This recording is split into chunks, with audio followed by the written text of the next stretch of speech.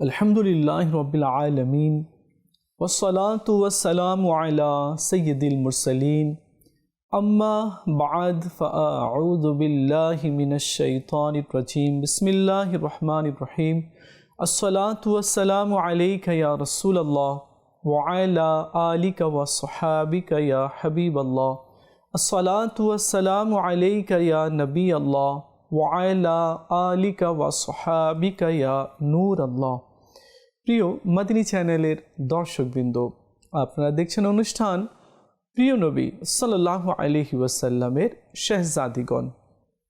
এই অনুষ্ঠানে আমরা রাসূল আরবি সাল্লাল্লাহু আলাইহি ওয়াসাল্লামের শেহজাদি অর্থাৎ কন্যাদের জীবনী সম্পর্কে, তাদের সিরাত সম্পর্কে, তাদের আখলাক, উত্তম চরিত্র, ইবাদত, তাদের তাকওয়া, তাদের পরহেজগারি, উত্তম ব্যবহার এবং আমল সম্পর্কে আমরা শুনে থাকি। আজকে আমরা খাতুনে জান্নাত রাদিয়াল্লাহু তাআলা আনহা সম্পর্কে জানার চেষ্টা করব। আশা করছি শেষ পর্যন্ত আমাদের সঙ্গেই থাকবেন। চলুন আগে আমরা দরুদ শরীফের একটি ফজিলত শ্রবণ করি।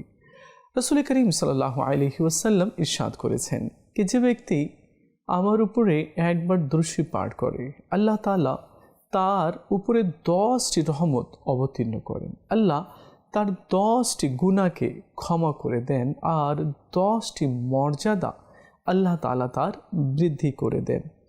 হ্যাঁ, এই সমস্ত আমলেই আমাদেরকে জান্নাতে নিয়ে যাবে।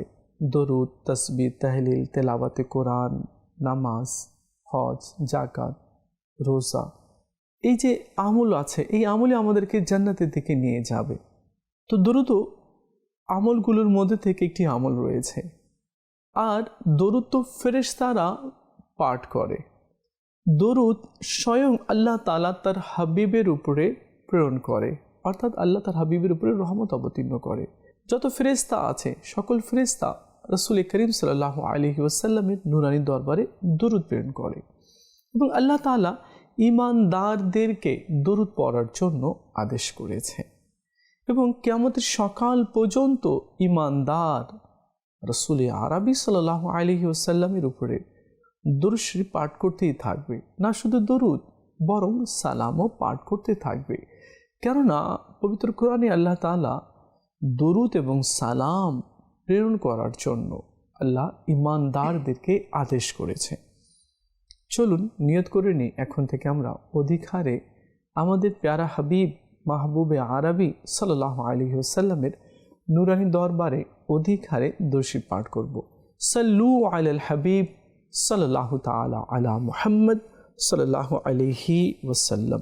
খাতুনে জান্নাত রাদিয়াল্লাহু তাআলা আনহার সম্পর্কে হযরত আলী রাদিয়াল্লাহু তাআলা আনহু বলেন যে খাতুনে জান্নাত ফাতেমা রাদিয়াল্লাহু তাআলা আনহা আমার কষ্ট, আমার দুঃখ, আমার বেদনা দূর করার জন্য সব সময় ব্যস্ত থাকতো। আমি রিল্যাক্স কিভাবে হব, আমার মুখে হাসি কিভাবে চলে আসবে, আমার টেনশন কিভাবে দূর হবে, এগুলো নিয়ে খাতুনে জান্নাত রাদিয়াল্লাহু তাআলা আনহা অনেক চেষ্টা করতেন। আমার স্বামী দুঃখিত হবে, আমি কখনো এটা পছন্দ করব না, আমার স্বামী সব সময় সুন্দর থাকবে, ভালো থাকবে। তো এই জন্য খাতুনে জান্নাত রাদিয়াল্লাহু তাআলা আনহা সব সময় খিদমতের জন্য ব্যস্ত থাকতেন। আর এই যে খিদমত করা, যখন কোনো স্ত্রী তার স্বামীর খিদমত করে তো এরও অনেক প্রতিদান রয়েছে, অনেক পুরস্কার রয়েছে, এমনকি জান্নাতও রয়েছে। কিন্তু দুর্ভাগ্যক্রমে আজ স্বামীকে অবহেলা করা হয়, স্বামীর দাম দেয় না অনেক স্ত্রী, বা সম্মান করে না, খিদমতও করে না। তো এমন করা কিন্তু ঠিক নয়। এতে আল্লাহ এবং তার রাসূল অসন্তুষ্ট হয়। আল্লাহ নবী সাল্লাল্লাহু আলাইহি ওয়াসাল্লাম ইরশাদ করেছেন, আর এই হাদিসটি হযরতে আবু হুরায়রা রাদিয়াল্লাহু তাআলা আনহু বর্ণনা করেছেন। চলুন শুনি কি এই হাদিসের মধ্যে কি রয়েছে।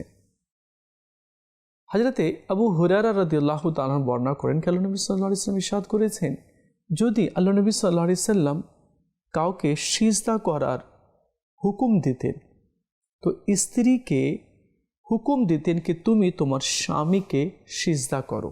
সুবহানাল্লাহ। অথচ সিজদার মালিক, সিজদা একমাত্র আল্লাহকে করতে হবে। কিন্তু এখানে আল্লাহ নবী সাল্লাল্লাহু আলাইহি সাল্লাম বুঝিয়ে দিলেন কি স্বামীর কত হক রয়েছে। যদি কেউ কাউকে সিজদা করত দুনিয়াতে, তাহলে স্ত্রী তার স্বামীকে সিজদা করত। সুবহানাল্লাহ। দেখুন স্বামীর কত সম্মান আল্লাহ তাআলা রেখেছে।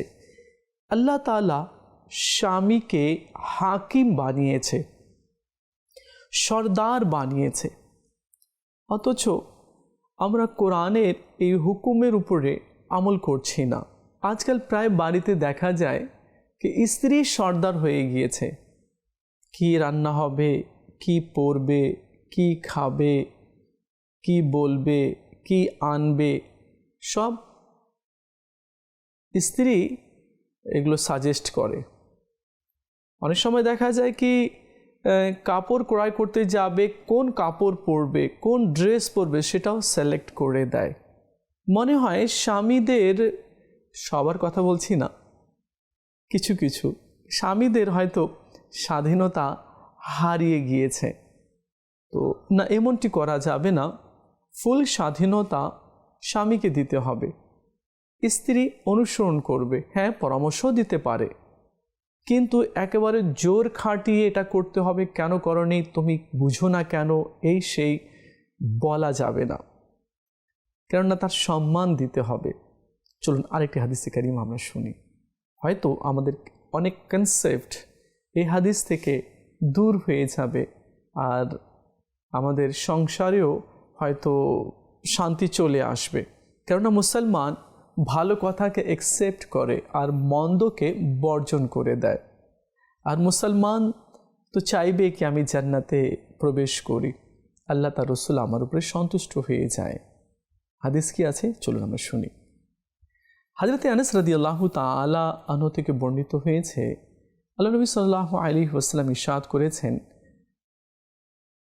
যদি আল্লাহ তাআলা দুনিয়াতে কাউকে সিজদা করার অনুমতি দিতেন, তাহলে স্বামীকে সিজদা দেওয়ার জন্য স্ত্রীকে অনুমতি দেওয়া হতো।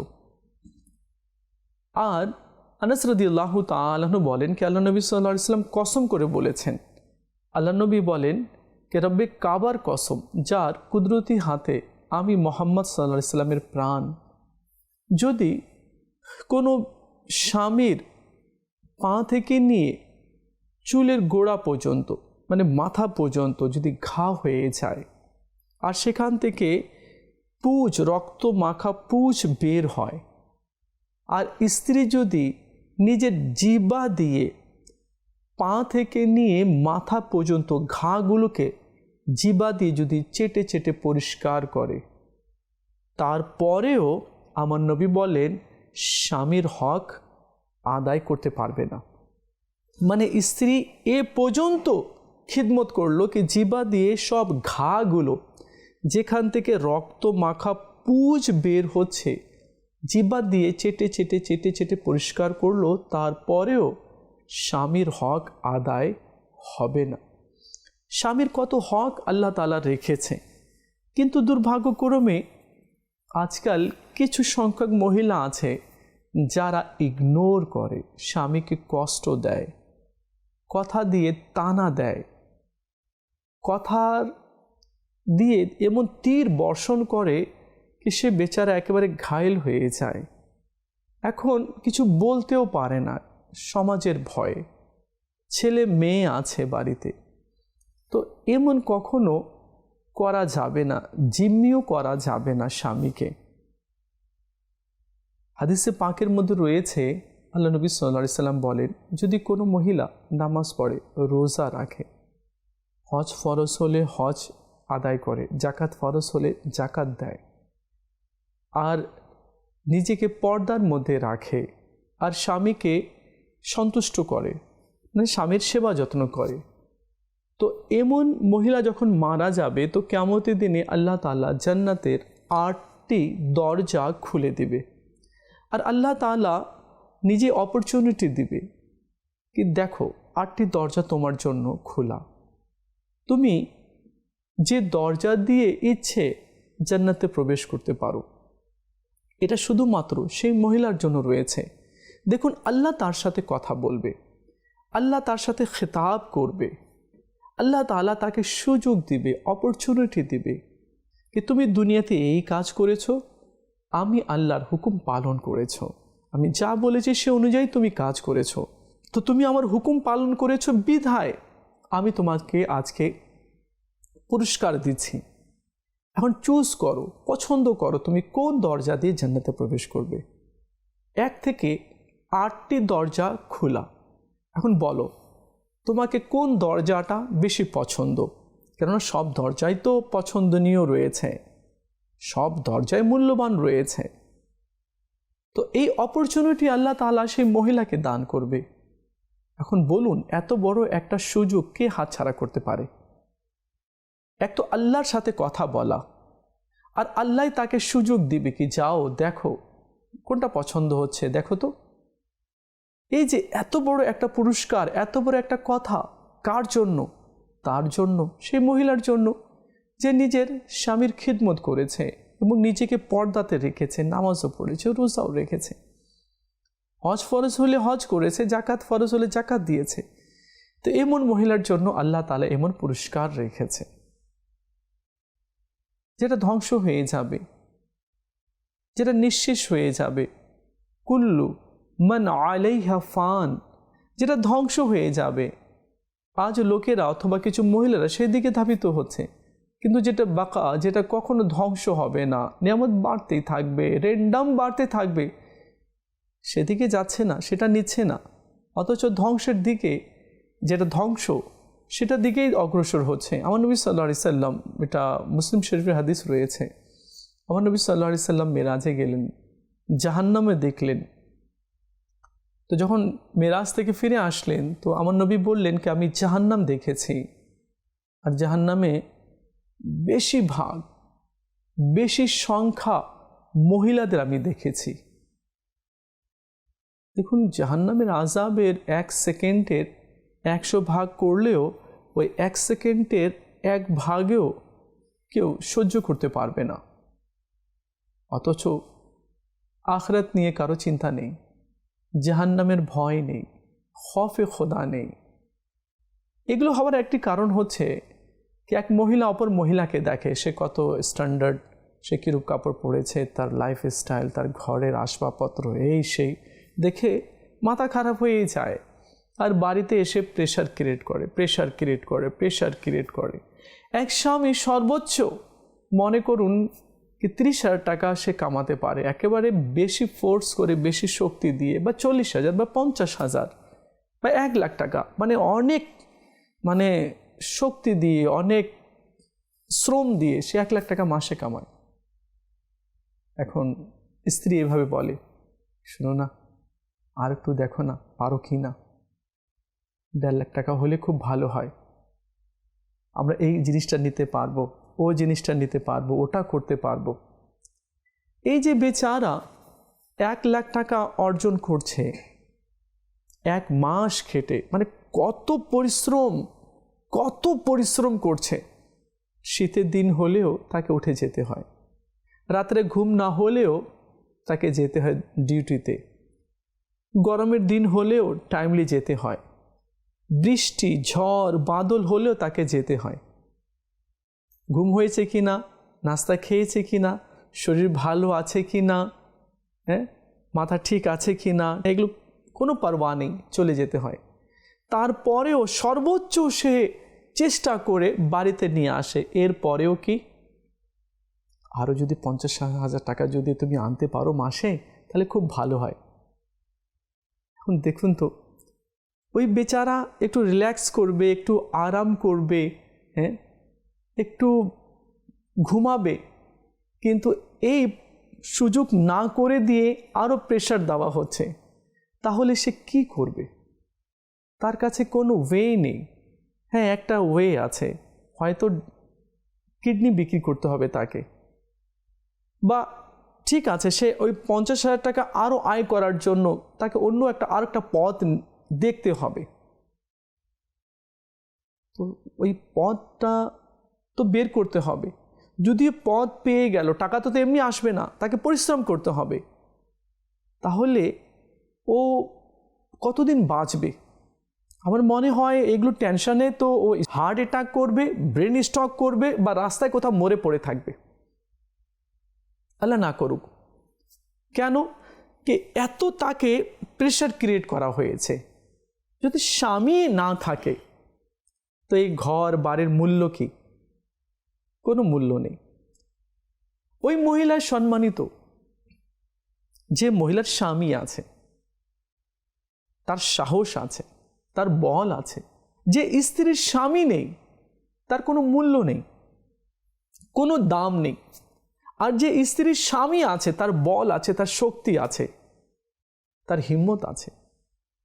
এখন টাকা আছে, পয়সা আছে, সব কিছু আছে, কিন্তু স্বামী নেই। এবং টাকা পয়সার কোনো মূল্য আছে? আর স্বামী তো মানে টাকার ছাপাখানা না, কে সে যাবে আর টাকা ছেপে ফটোকপি করে নিয়ে আসবে, এটাও তো না। সেও মানুষ আছে। তো দেখুন, অনেক সময় মহিলা বুঝে না, না বুঝার কারণে প্রেশার প্রেশার প্রেশার প্রেশার দিয়ে থাকে। এই জন্য দেখা যায় কি স্বামী স্ট্রোক করে, প্যারালাইজড হয়ে যায়। তো যতটুকু পেয়েছি বা আপনার কাছে আছে, এর উপরেই সন্তুষ্ট হয়ে যান, শুকরিয়া আদায় করুন। আর খাতুনে জান্নাত রাদিয়াল্লাহু তাআলা আনহা কখনো, কোনো সময়, কোনো দিন, কোনো মুহূর্তে নিজের স্বামী হজরতে আলী রাদিয়াল্লাহু তাআলা আনহুকে প্রেশার ক্রিয়েট করেনি। কখনো প্রেশার ক্রিয়েট করেনি, এটা আনুনি কেন, এটা আমি পরবো। অথচ খাতুনে জান্নাত রাদিয়াল্লাহু তাআলা আনহার যে চাদর ছিল, চাদরের মধ্যে অনেক তালি ছিল। এখন আমাদের মা বোনেরা বা ইয়াং যারা রয়েছে ছেলেরা, এরা বুঝবেই নাকি তালি কি।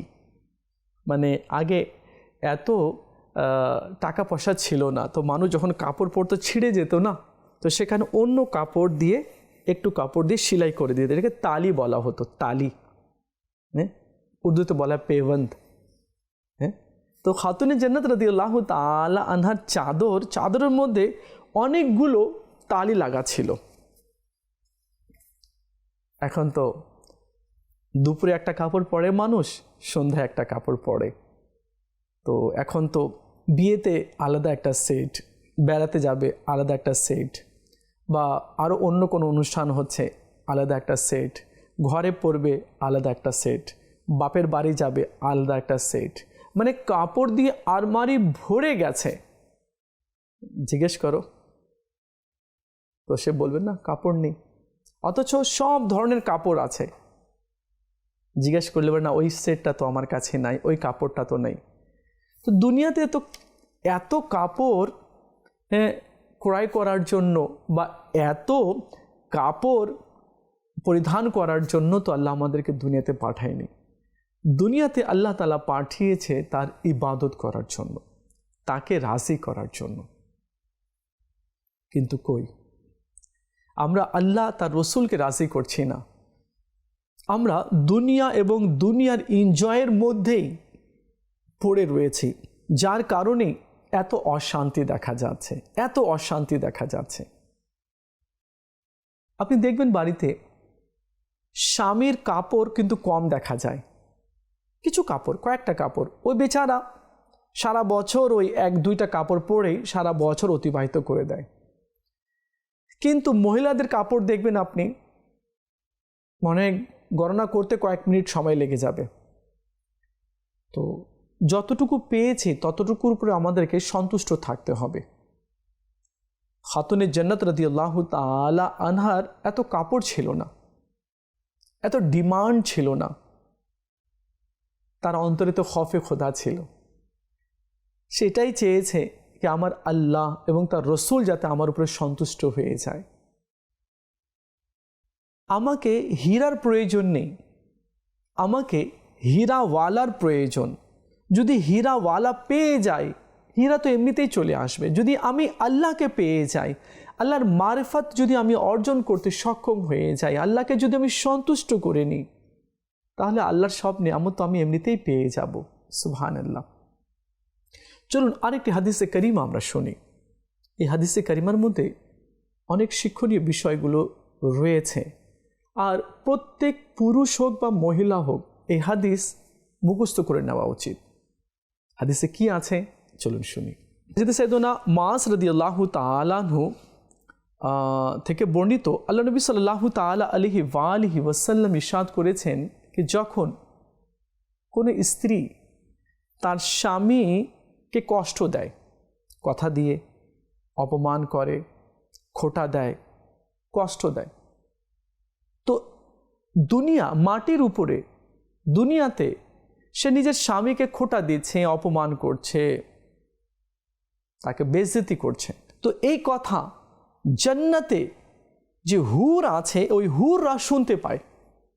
কোথায় দুনিয়া, কোথায় জান্নাত, আর জান্নাতের ভিতরে হুর।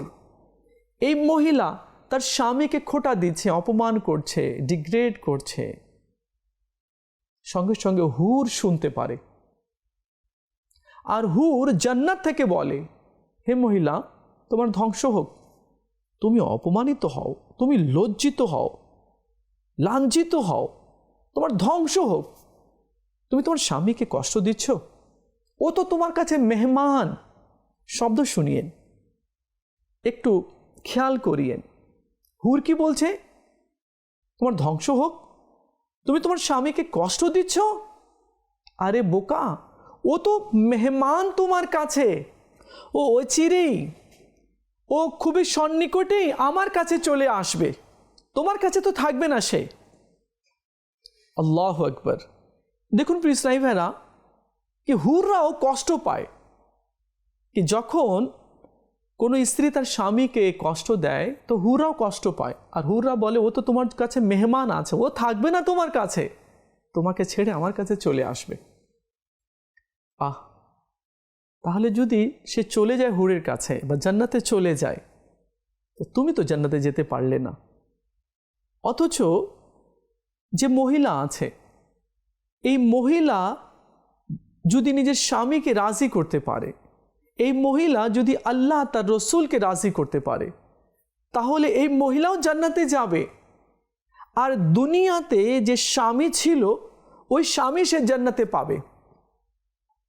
আর ওই স্বামীকে আল্লাহ যে হুর দান করবে, ওই হুরদের সর্দার আল্লাহ ওই মহিলাকে করবে, যে মহিলা নিজের স্বামীকে রাজি করেছে, সন্তুষ্ট করেছে, সম্মান দিয়েছে।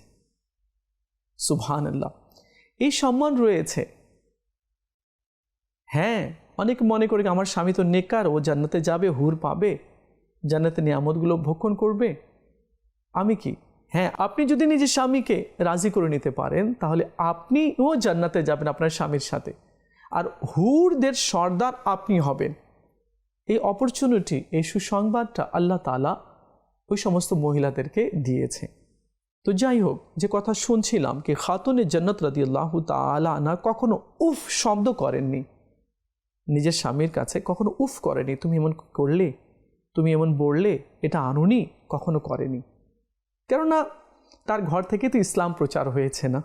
হ্যাঁ, তার সন্তান ইমামে হুসেন করবলাতে ইসলামকে জীবিত করেছে, নিজে কুরবান হয়ে গেছে, কিন্তু ইসলামের পতাকাকে সমুন্নত করেছে। তারা তো মডেল ছিল, তারা আইডিয়াল ছিল আমাদের জন্য, আমাদের মা বোনদের জন্য। তো আল্লাহ তাআলা আমাদের সবাইকে বোঝার তৌফিক দান করুক, আর আহলে বাইতের পরিবারদের দেখানো পথে আল্লাহ আমাদেরকে চলার তৌফিক দান করুক। প্রিয় ইসলামী ভাইরা, আপনারা দেখছেন অনুষ্ঠান প্রিয় নবী সাল্লাল্লাহু আলাইহি সাল্লামের শাহজাদিগণ, আর এই অনুষ্ঠানে আমরা খাতুনে জান্নাত রাদিয়াল্লাহু তাআলা আনহা সম্পর্কে, আলী রাদিয়াল্লাহু তাআলা সম্পর্কে, আরও নবী সাল্লাল্লাহু আলাইহি সাল্লামের কন্যাদের সম্পর্কে আমরা শুনে থাকি, যাতে করে আমাদের সংশোধন হয়ে যায়। এই দুনিয়া নয়, আরও আছে কবরের দুনিয়া, আরও আছে আখিরাত, আরও আছে বিচার, আরও আছে পুলিশের রাত। এরপরে ভালো হলে জান্নাত, মন্দ হলে জাহান্নাম। এখানে আমরা এসেছি পরিশ্রম করার জন্য, এখানে এসেছি আমরা ইবাদত করার জন্য, তামাশা করার জন্য নয়। क्यों बोले थे कि जगह जी लगाने की दुनिया नहीं है, ये इबरत की जां है, तमाशा नहीं है। मिले खाक में अहले शाह कैसे कैसे, मकी हो गए ला मका कैसे कैसे। ज़मी खा गई नौजवान कैसे कैसे, जगह जी लगाने की दुनिया नहीं है, ये इबरत की जां है, तमाशা नहीं है। এটা পরীক্ষার জায়গা, তামাশা নয়। যে তামাশা বানিয়েছে সে ক্ষতিগ্রস্ত হয়েছে, আর যে পরীক্ষার জায়গাকে বুঝে নিয়েছে এটা পরীক্ষার জায়গা, সে কামিয়াব হয়েছে। দেখা হবে আগামী পর্বে আরেকটি বিষয় নিয়ে আলোচনা করব। ততক্ষণ ভালো থাকবেন আর মদিনী চ্যানেলের সঙ্গেই থাকবেন। সাল্লু আলাল হাবিব সাল্লাল্লাহু তাআলা আলা মুহাম্মদ সাল্লাল্লাহু আলাইহি ওয়াসাল্লাম।